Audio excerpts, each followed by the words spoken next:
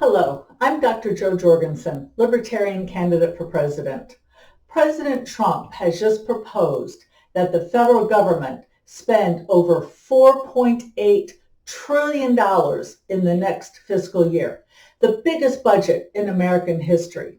And despite the claims he's giving us billions and billions and billions of dollars in tax cuts, the federal government will collect even more tax revenue next year.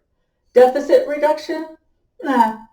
President Trump's starting point for negotiation includes nearly $1 trillion in red ink. And we know that the final agreement will spend way more than that, which means an even bigger deficit. This year, we will pay nearly $400 billion in interest alone on the national debt. Another $1 trillion in debt adds another $25 billion in interest year after year after year. And that's while interest rates are historically low. What happens when interest rates head back up? And you know they will. We could easily be looking at $1 trillion a year in interest alone. It's a ticking debt time bomb that could explode at any moment. But President Trump doesn't care about the debt. He's proposing to increase spending for defense, homeland security, veterans, and his Space Force boondoggle, supposedly offset by draconian cuts in domestic spending, except that his cuts aren't actually cuts at all. Let me give you an analogy about what the president's proposed cuts really are. Let's say that, unfortunately, I expect I'm going to gain 10 pounds a year for the next decade. But then I say, I don't want to gain 10 pounds a year. I'll try to only gain 7 pounds a year. Voila! I've just lost 3 pounds a year.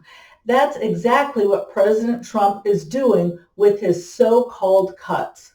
Domestic spending under Trump's proposed budget increases every year, every single year.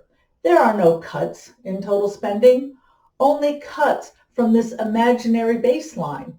And even these imaginary cuts will never happen. In order to get the additional spending he wants, Trump will agree to additional spending that Democrats want, just like he has every single year of his presidency. The actual deficit will be way more than $1 trillion. Think that's bad? Democratic frontrunner Bernie Sanders makes Trump look frugal. Estimates peg the cost of Sanders' proposal at $4.9 trillion, which would be more than double the federal budget.